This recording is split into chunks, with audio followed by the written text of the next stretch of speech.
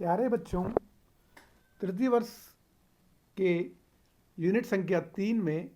पादप उत्तक संवर्धन माध्यम किस प्रकार से बनाते हैं, इसका वर्णन हम आने वाली स्लाइड्स के अंदर करेंगे। पादप उत्तक संवर्धन का माध्यम, जो कि आपके प्रायोगिक कक्षा के अंदर भी प्रैक्टिकल क्लास के रूप में भी पढ़ाया जाता है, उसी का वर्णन इस ई लेक्चर के माध्यम से आपको समझाया जा रहा है। पादप उत्तक संवर्धन, जैसा कि जानते हैं, it is an art of growing excise plant parts in vitro under aseptic condition on artificial medium. पादप उत्तक संवर्धन वह तकनीक है जिसमें पादप के किसी भी उत्तक को, जिसको हम एक्सप्लांट कहते हैं, उसको लेबोरेटरी कंडीशन के अंदर, इन विट्रो जिसको कहते हैं, निर्जमीकृत परिस्थितियों के अंदर आर्टिफिशियल माध्यम के ऊपर इसे उगाया जाता है, जिसे हम पादप उत्तक संवर्धन कहते हैं। इसका अर्थ यह है कि पादप उत्तक संवर्धन के अंदर 4 मुख्य अवस्थाएं हैं जो कि इसके उत्तक संवर्धन की विधि को समझाते हैं, जो उसकी विधि के लिए अत्यंत आवश्यक है। पहला है इन विट्रो, मतलब कांच के पात्र में, प्रयोगशाला के अंदर, लेबोरेटरी के अंदर। दूसरा explant that is excise part of plant, पादप का उत्तक जो कि संवर्धन हेतु काम में लिया जाता है। तीसरा कल्चर मीडिया मतलब जो माध्यम जिसके ऊपर उस उत्तक को ग्रो किया जाता है। और चौथी बहुत ही महत्वपूर्ण व्यवस्था जो कि निर्जमीकृत परिस्थितियाँ, और हम कह सकते हैं aseptic conditions is the very much needed for the plant tissue culture, क्योंकि अगर निर्जमीकृत परिस्थितियाँ मेंटेन नहीं होगी तो हमारा उत्तक आर्टिफिशियल माध्यम के ऊपर ग्रो नहीं करेगा, और कृत्रिम माध्यम पर ग्रो नहीं करने के कारण हम आगे उसका संवर्धन न कर पाएंगे। तो पादप उत्तक संवर्धन की इस मुख्य विधि के अंदर 4 मुख्य इसके जो कंडीशंस हैं वो फुलफिल होना अत्यंत ही आवश्यक है। हम यहाँ पर माध्यम की बात करेंगे, कौन सा माध्यम काम में लेते हैं और उस माध्यम के क्या क्या कंपोनेंट होते हैं, किस प्रकार से माध्यम को बनाते हैं और किस प्रकार से उसको स्टरलाइज करते हैं। ये सारी बातें हम इस आने वाली स्लाइड के अंदर पढ़ेंगे। फंक्शन ऑफ मीडियम, माध्यम क्यों आवश्यक है, माध्यम का क्या कार्य है, किस प्रकार से माध्यम जो है वो उत्तक के संवर्धन के लिए आवश्यक है। इट प्रोवाइड्स वाटर, ये जल उपलब्ध कराता है, और मिनरल न्यूट्रिएंट्स जो कि पादप की वृद्धि के लिए आवश्यक है वो उपलब्ध कराता है। ये विटामिन उपलब्ध कराता है, ये ग्रोथ रेगुलेटर्स उपलब्ध कराता है, और ये एटमॉस्फेयर के द्वारा गैस एक्सचेंज की उपलब्धता भी दर्ज कराता है। और इसके अंदर जो प्लांट मेटाबोलाइज वेस्ट होते हैं उनको रिमूव करने का काम भी किया जाता है। तो माध्यम की उपयोगिता बहुत ही स्पष्ट शब्दों में समझाई गई है कि किसी भी पादप के उत्तक को ग्रो करने के लिए उसको उपलब्ध होने वाले जल, mineral nutrients, vitamins, growth regulator, इन सब को उपलब्ध करने का काम एक माध्यम का होता है। प्लांट टिश्यूज और organs are grown in vitro on a suitable artificially prepared nutrient medium और कल्चर मीडियम। जैसा कि हम पहले भी बात कर चुके हैं कि पादप के किसी भी उत्तक को ग्रो करने के लिए हमें एक कृत्रिम संवर्धन माध्यम चाहिए, ताकि हम उसको लेबोरेटरी के अंदर कांच के पात्रों में उसको हम उगा सकें। Single medium can not be use for all type of plants and organs, क्योंकि अलग अलग प्लांट्स की रिक्वायरमेंट अलग अलग होती है, तो एक ही प्रकार का माध्यम सब जगह काम में नहीं आता है। लेकिन फिर भी जो कॉमनली यूज्ड माध्यम है उनमें से मुरासिगे और स्कूक का माध्यम, जिसे हम एमएस माध्यम के नाम से भी जानते हैं, Nitsch, Gamborg, White, woody plant, Schenk Hildebrandt, then there are so many media are available to culture the plant tissues. MS medium is most commonly used for plant tissue culture. पादप उत्तक संवर्धन के अंदर सबसे अधिक और एक्सेप्टेड माध्यम जो कि काम में लिया जाता है उसे हम MS मीडियम कहते हैं। Medium is composed of inorganic salts, iron, vitamins, amino acids, plant hormones and carbohydrate supply. The medium are compared here in the table. जैसा कि हमें बताया गया यहाँ पर कि जो मुरासिगे, स्कूक, होगलैंड एंड आर्नन और वाइट्स, ये 3 मीडिया का कंपेरिजन दिखाया गया है, जिसके अंदर nitrogen, ammonium nitrate, phosphorus, potassium, calcium, magnesium, sulphur, ये सारे मैक्रोन्यूट्रिएंट के रूप में दिखाए गए कि कौन से माध्यम के अंदर कितना कितना मिली माइक्रोमोल या मिलीमोल पर लीटर ये उपलब्ध होते हैं। और उसी प्रकार से माइक्रो न्यूट्रिएंट्स जिसमें boron, chlorine, cobalt, copper, iodine, iron, manganese, molybdenum, sodium और जिंक, तो ये माइक्रो मैक्रो न्यूट्रिएंट्स जो कि इस टेबल के अंदर दिखाए गए हैं वो माइक्रोमोल पर लीटर कंडीशन के अंदर कितने कितने आवश्यक होते हैं, उन तीनों का कंपैरिजन जो है वो इसमें दिखाया गया है। किसी माध्यम जो मोरासिगेन स्कूप का माध्यम है उनमें ये सभी न्यूट्रिएंट दिखाए गए हैं, जबकि आरमेन के अंदर हम देख रहे हैं कि जो उसमें अमोनियम नहीं होता है या कोबाल्ट नहीं होता है, उसमें आयोडीन नहीं होता है या सोडियम नहीं होता है। इसी प्रकार से वाइट माध्यम के अंदर कुछ और मोलिब्डेनम, सोडियम या कोबाल्ट, कॉपर, इसी प्रकार से अमोनियम भी नहीं होता है। तो ये कंपैरिजन दिखाया गया है कि किस प्रकार से इन विभिन्न माध्यमों के अंदर जो साल्ट का कॉम्बिनेशन है वो बदल करके काम में लिया जाता है। मैक्रो एलिमेंट्स और मैक्रो न्यूट्रिएंट्स जिसको हम कहते हैं, इसमें सबसे इंपॉर्टेंट मैक्रो न्यूट्रिएंट है नाइट्रोजन, जो कि ऑक्सीडाइज फॉर्म के अंदर नाइट्रेट के रूप में रहता है। अमोनियम आयन रिड्यूस फॉर्म में रहता है जो कि 25 से 60 मिलीमोल पर लीटर जो है काम में लिया जाता है। इसी प्रकार से दूसरे जो मैक्रो एलिमेंट्स हैं उसके अंदर पोटेशियम जो कि 20 से 30 millimole, phosphorus, calcium, magnesium, sulphur, ये सारे मैक्रो न्यूट्रिएंट्स हैं। इसी प्रकार से जो माइक्रो न्यूट्रिएंट्स हैं, माइक्रो न्यूट्रिएंट्स थोड़ी कम अमाउंट में आवश्यकता होती है, जैसे आयरन है 1 मिलीमोल माइक्रोमोल। इसी प्रकार से manganese, zinc, boron, copper, molybdenum, cobalt, iodine, nickel, aluminium and silicon, these all are the micronutrients which are provided in the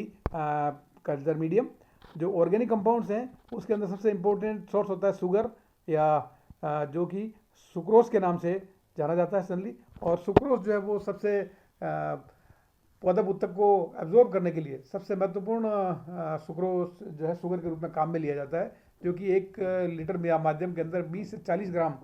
मिलाया जाता है। इसी प्रकार से इसके अंदर जो विटामिन होते हैं उसमें thymine, nicotinic acid, pyridoxine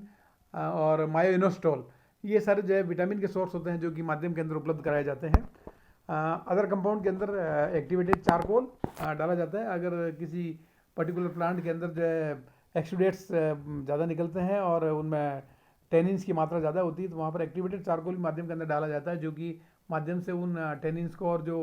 waste substances हैं उनको एब्जॉर्ब करने का काम करता है। और साथ साथ में प्लांट ग्रोथ रेगुलेटर जो कि बहुत ही महत्वपूर्ण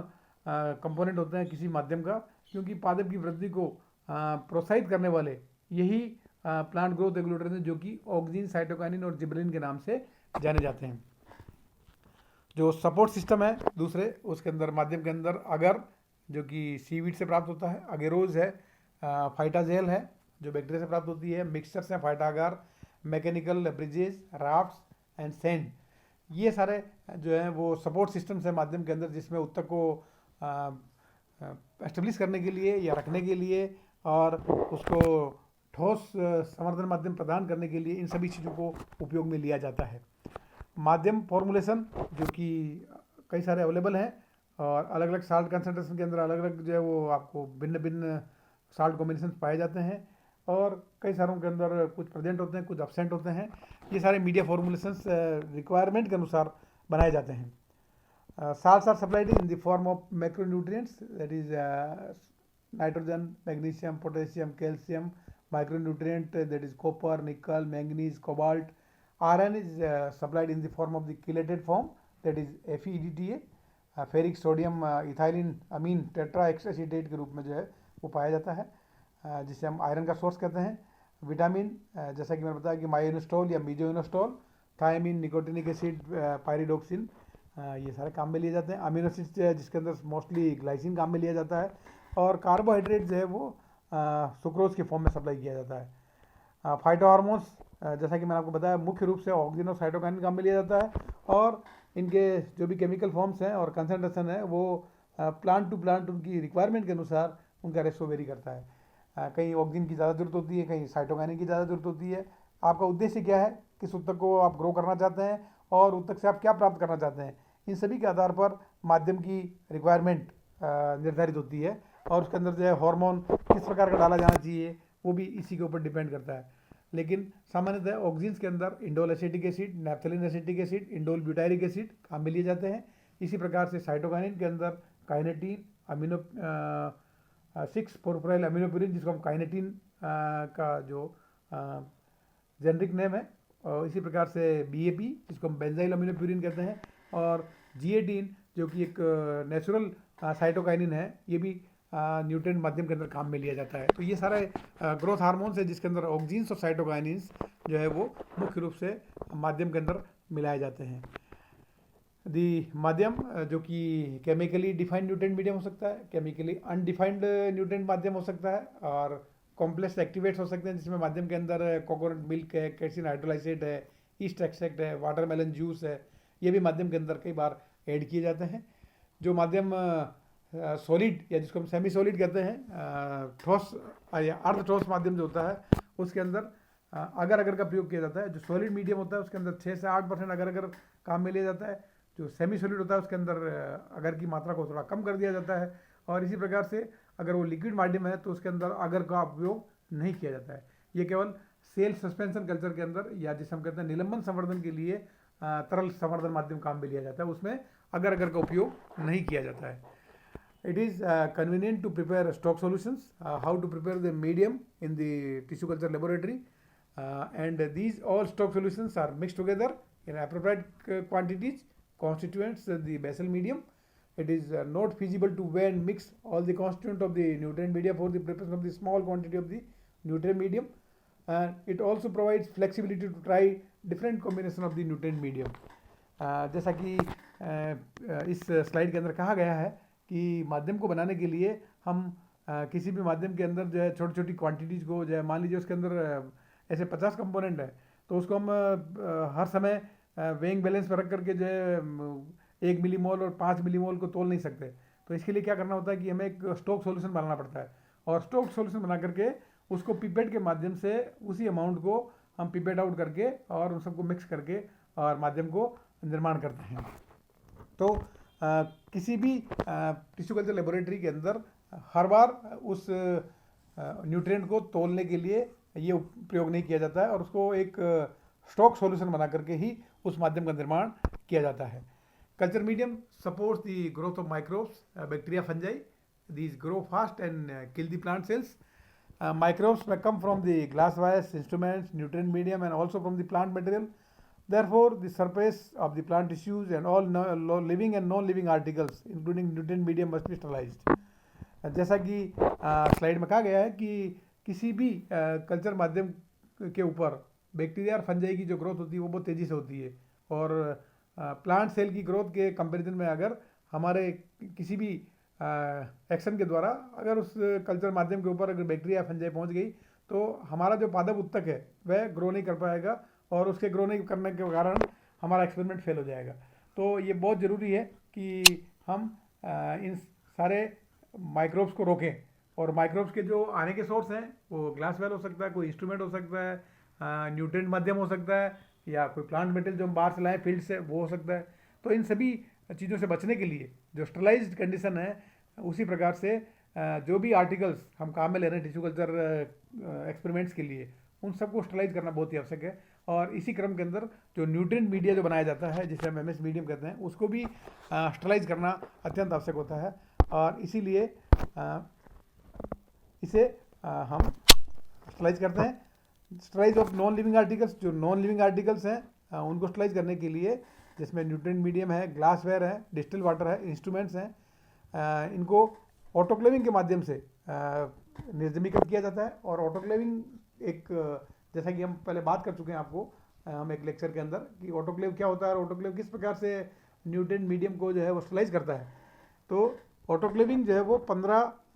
लब पर इंच स्क्वायर, और जिसको हम कह सकते हैं 15 पाउंड प्रेशर के ऊपर 121 डिग्री तापक्रम जो है उस ऑटोक्लेव का हो जाता है। और जब 15 मिनट तक हम किसी भी माध्यम को या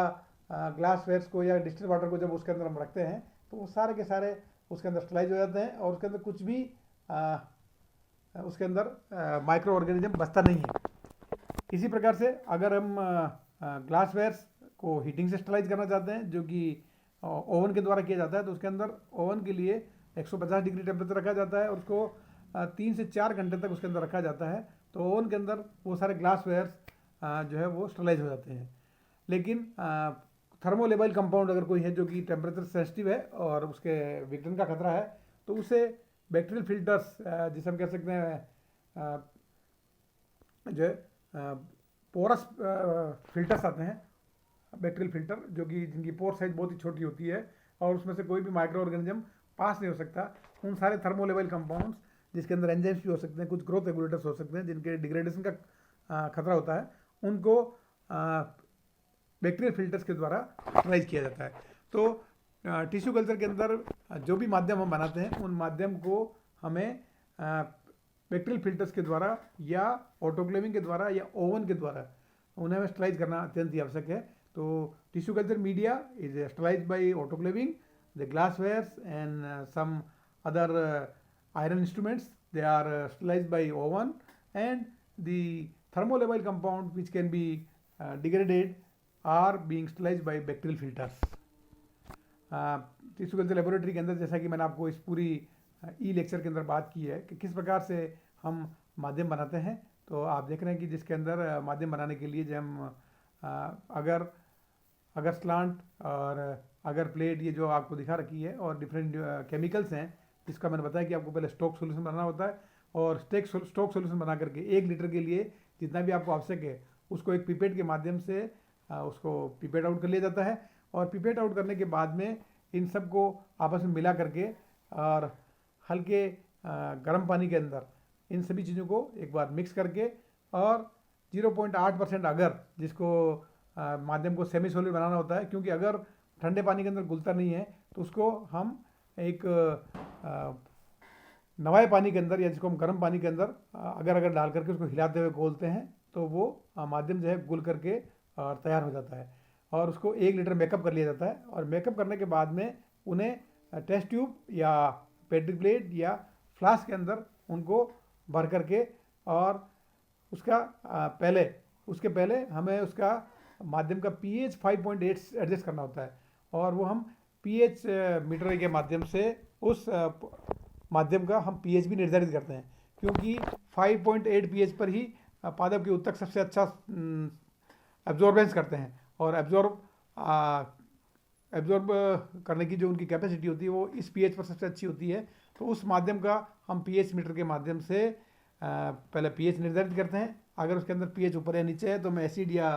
बेस मिला करके उस pH को 5.8 एडजस्ट कर लेते हैं, और एडजस्ट करने के बाद में उन सभी माध्यम को हम टेस्ट ट्यूब या फ्लास्क के अंदर पादप ऊतक को रखने का स्थान छोड़ते हुए उन सब के अंदर भर के उसके ऊपर रुई के डोट लगा देते हैं, और इन सारे माध्यम को हम जो स्लाइड के अंदर आपको ऑटोक्लेव्स दिखाई गई है, इन ऑटोक्लेव्स के अंदर स्टरलाइज किया जाता है। तो ऑटोक्लेव के अंदर, जैसा कि आपको पहले बताया गया था, कि ऑटोक्लेव के अंदर नीचे की तरफ एक रोड लगी रहती है, और उसमें ऊपर की तरफ एक बड़ी पात्र होता है, जिस पात्र के अंदर सारे माध्यम रख दिए जाते हैं, और ऑटोक्लेव के अंदर रोड डूबने तक पानी भर दिया जाता है, और बिजली के द्वारा इसको जोड़ दिया जाता है। जब उसके अंदर पानी गर्म होता है तो उसमें भाप का निर्माण होता है, और भाप का निर्माण होते ही उसके अंदर जो टेम्परेचर है वो बढ़ता जाता है, और 15 पाउंड प्रेशर के ऊपर ऑटोक्लेव का तापक्रम 121 डिग्री सेंटीग्रेड हो जाता है। और जो ही 121 डिग्री सेंटीग्रेड तापक्रम होगा उसके अंदर 15 मिनट तक उसको मेंटेन करने के बाद में ऑटोक्लेव को बंद कर दिया जाता है, और 15 मिनट तक जब 121 डिग्री टेम्परेचर के ऊपर ये सारा माध्यम रहता है तो सारा का सारा माध्यम स्टरलाइज हो जाता है, उसके अंदर कोई भी माइक्रो ऑर्गेनिज्म जिंदा नहीं रहता है। जब 15 मिनट खत्म हो जाते हैं उसके बाद में ऑटोक्लेव को बिजली से डिस्कनेक्ट कर दिया जाता है, धीरे धीरे उसको ठंडा होने दिया जाता है, और 15 या 20 मिनट के बाद या आधे घंटे के बाद में जब वो पूरा ठंडा हो जाता है तो उसको खोल करके उसमें से माध्यम को बाहर निकाल करके ठंडा कर लिया जाता है। ठंडा करने के साथ ही माध्यम को नेक्स्ट डे के लिए उसको लेमिनर फ्लो पे ले जा करके उसमें पादप ऊतक का स्थानांतरण करने का काम किया जाता है। तो ये सारा हम किस प्रकार से पादप ऊतक संवर्धन के लिए माध्यम बनाएं, किस प्रकार से माध्यम को स्टरलाइज करें, इसको आपको प्रैक्टिकल रिकॉर्ड के अंदर भी करना है। तो आप इसको एक बार अच्छी तरीके से समझ लें, और समझने के साथ ही MS माध्यम जो कि किस प्रकार से बनाया जाता है, उसके क्या क्या कंपोनेंट है, और किस प्रकार से उसका स्टरलाइजेशन किया जाता है, ये सारी बातें आप इस ई लेक्चर के माध्यम से समझ सकते हैं। धन्यवाद।